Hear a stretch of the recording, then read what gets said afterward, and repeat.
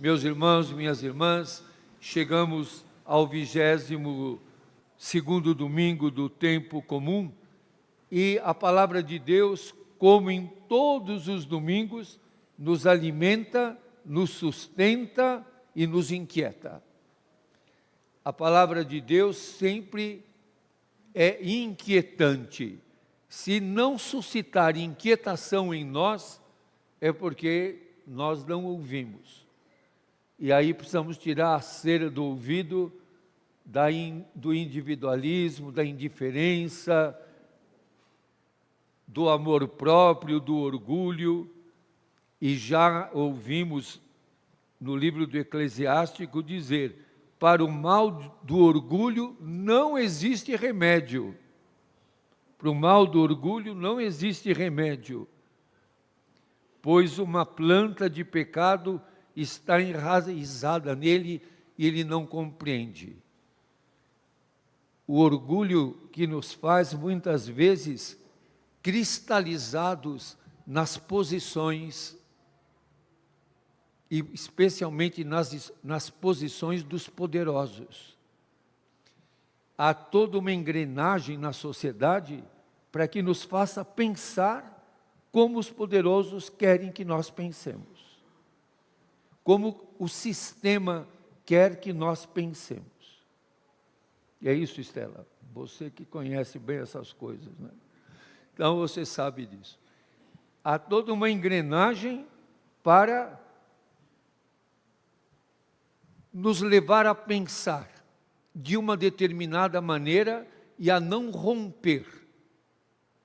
Por isso, muitas vezes, nós dizemos: nossa, mas não muda a situação, não muda o jeito de pensar dominante,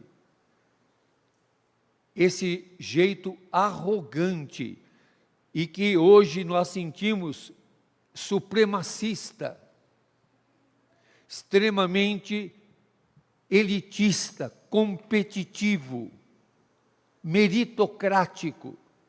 E parece que isso não muda, porque nós estamos, como diria o Paulo Freire, como uma esponja embebida desse sistema.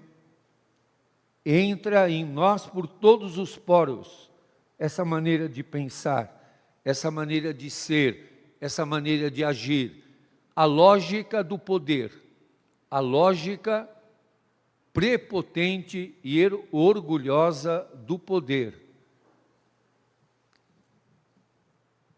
E muita gente concorda, apoia ou se omite diante de todo tipo de barbaridade, de todo tipo de massacre, de toda forma de genocídio.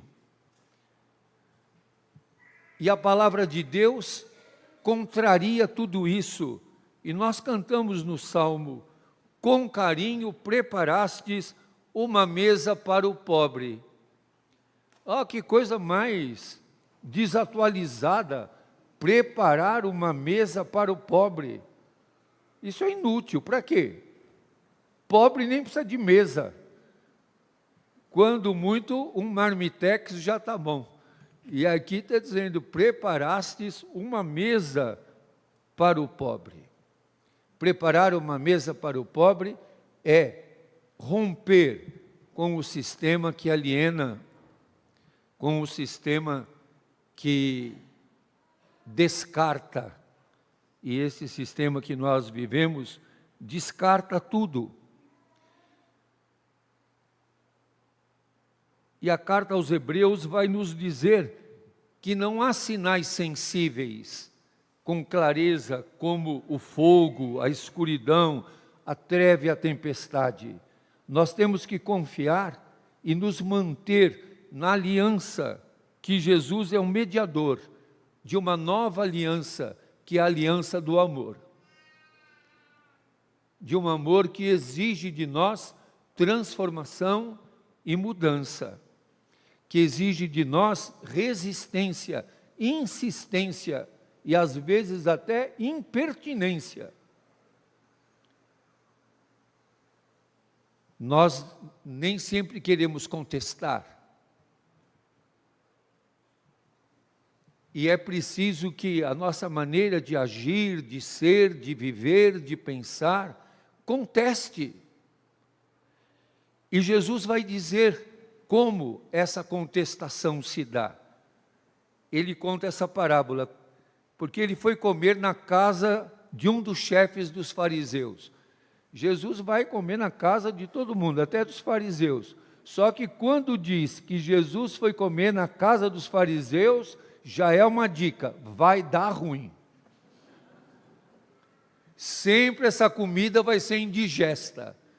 O cardápio deve ser ótimo. Na casa do fariseu tem tudo arrumadinho, toalha bonita, os utensílios todos, tudo purificado, tudo muito bom. Mas já é uma dica, Jesus foi comer na casa do fariseu. E ainda num sábado, pior ainda. E sabe por que era pior? Porque não podia fazer a comida no dia, viu, Regina? Não podia fazer a comida no dia. E não tinha freezer no tempo de Jesus. Então, imagine, tinha que ser feita antes. E porque era o sábado não podia acender fogo, não podia pegar lenha, não podia fazer manuseio dos alimentos. E Jesus foi justamente num sábado comer na casa do fariseu. Vai dar zebra, vai dar ruim. E eles, ao invés de acolherem Jesus, o que eles faziam? O observavam. É o pessoal do Vigia Jerusalém, que fica observando Jesus para ver se ele vai dar algum fora, se ele vai fazer alguma coisa para eles criticarem. Eles não observam Jesus para prender, eles observam Jesus para criticar, eles observam Jesus para combatê-lo, eles observam Jesus para que ele caia em alguma arapuca, em alguma armadilha. Mas Jesus também notou que os religiosos queriam o primeiro lugar, porque era na casa dos fariseus. Lá na casa dos fariseus só entrava gente do bem, gente bem posta, gente insuspeita. Na casa do fariseu não entra qualquer um. Por isso que o que Jesus vai dizer vai dar uma encrenca danada, uma confusão sem fim. Porque na casa do fariseu não pode entrar ninguém que tenha nenhum problema físico. Não pode entrar ninguém que não passe por todas as regras e todas as purificações. É gente realmente que entra em todas as regras. A gente não sabe nem como é que Jesus foi parar lá, porque ele também não passava nas regras. Mas eles colocaram Jesus, o convidaram na casa do fariseu, porque eles tinham um objetivo: observá-lo, conseguir provas contra ele. De certo, devia ter algumas câmeras, não tinha câmera naquele tempo, mas podia ter um jeito de observar Jesus para pegar Jesus. E Jesus, quando percebe como que os religiosos querem o primeiro lugar, Jesus vai dizer: quando você for convidado, seja o último. Olha que confusão que Jesus ensina. Jesus não diz: chega cedo, pega o primeiro lugar, dá uma gorjetinha lá para o que mantém o salão da festa, para você ficar bem na saída do salgadinho. Não? Ele ainda te diz: pega o último lugar. Santa Teresinha dizia que escolhia o último lugar, e São Charles de Foucault também diziam para escolher o último lugar, porque pelo último lugar ninguém briga. Para o primeiro lugar a gente até manda alguém ficar lá guardando o lugar, mas para o último ninguém briga. Parece fila de prioridade em aeroporto, não é? Uma confusão. Grupo 1, grupo 2, grupo 3, grupo 4. Então, pega o último lugar, para que você não seja envergonhado. Pega o último lugar, porque quem se eleva vai ser humilhado, e quem se humilha será elevado. Lucas está lembrando isso do Evangelho da infância, quando Nossa Senhora Maria Santíssima reza o Magnificat, ela diz o quê? Vai elevar os humildes e vai despedir os ricos de mãos vazias. Depôs do trono os poderosos e eleva os humildes. Está lá no Evangelho, nesse mesmo Evangelho de Lucas. Leiam lá o início do Evangelho, Maria dizendo isso. E o Lucas repete isso agora. De certo, Jesus ouviu Maria dizendo isso e aprendeu. Quem se eleva será humilhado e quem se humilha será elevado. A gente acredita nisso? É difícil de acreditar nisso. Maria já falou isso, agora Jesus falando também. E aí, ele diz para quem o convidou, por isso a gente sabe que ele foi convidado, sabe o motivo pelo qual ele foi convidado, não é porque eles gostavam de Jesus. Eles disseram, vamos convidá-lo para ele dar um fora aqui no protocolo do jantar, no protocolo daquela comida. E aí ele diz para o que tinha convidado, que só convidava gente de bem, gente perfeita, gente religiosa, gente da ortodoxia, pessoas que pensavam tudo de maneira muito ordenada, organizada, e Jesus diz, olha, quando deres um almoço ou um jantar, olha a zebra que vai dar, não convide os teus amigos, nem teus irmãos, nem teus parentes, nem teus vizinhos ricos, pois esses poderiam te convidar também.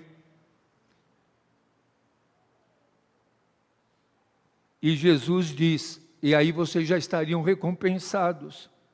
Pelo contrário, quando deres uma festa, convida os pobres, convida os aleijados, os coxos, os cegos, isto é, convida todos aqueles que não seriam convidados, convida os descartados, convida os odiados, os rejeitados, convida os banidos, convida os palestinos, convida todos aqueles que foram rejeitados e que nunca seriam admitidos, convida os discriminados, os que vivem em preconceitos, convida os presidiários, convide as prostitutas, convide todos que estão jogados pelo caminho, convide os abandonados. E por que seria convidá-los? Porque então serás feliz, porque eles não podem te retribuir. Não tem retribuição. Sequer poderão te agradecer.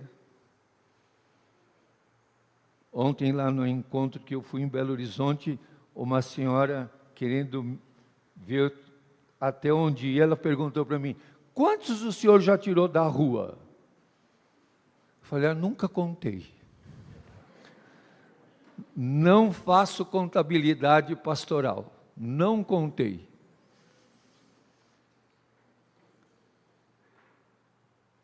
E aqui diz, porque eles não poderão te retribuir. Quantas vezes nós ouvimos, para que você está fazendo isso? Isso não adianta nada. Isso é inútil.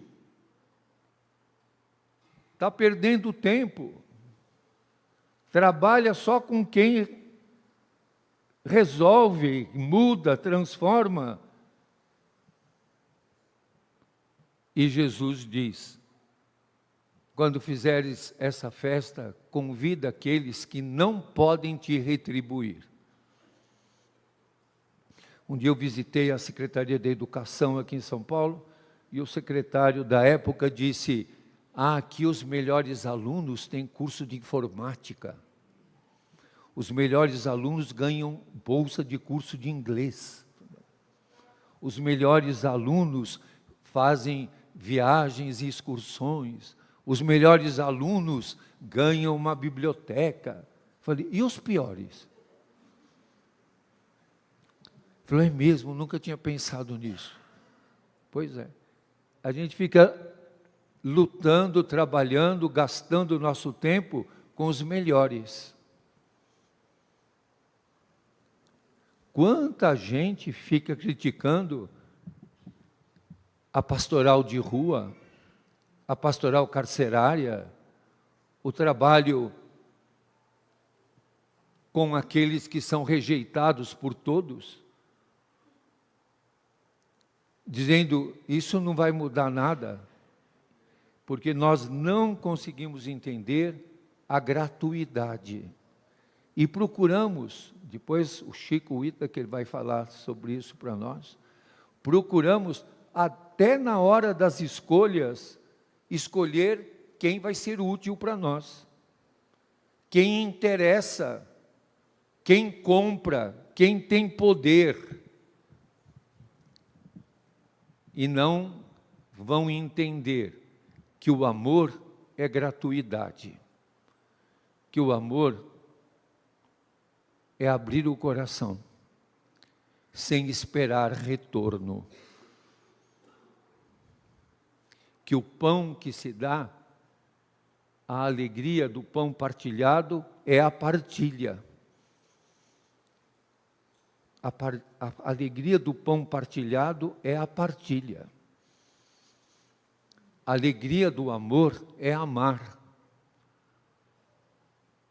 A alegria de dar a vida é doar a vida. É difícil de entender, mas é isso que Jesus nos ensina. Não busquem recompensa. Não busquem recompensa. Convidem aqueles que não podem retribuir. Nós muitas vezes somos focados no resultado. E o resultado pode não vir. Nós estamos mais focados no fim e não nos meios. Ninguém chega à solidariedade sem ser solidário. Ninguém chega à fraternidade sem ser fraterno. Ninguém chega à partilha sem partilhar. Todo dia vocês estão entregando pão para esses moradores de rua, o que adianta? É um ato político de resistência, de insistência, de uma caridade desmiolada, que busca anunciar. É isso que nós esperamos, que o pão seja partilhado e todos possam viver com alegria, na paz, comer, respirar, amar, sentir, dançar e dizer, eu sou filho e filha de Deus. Amém.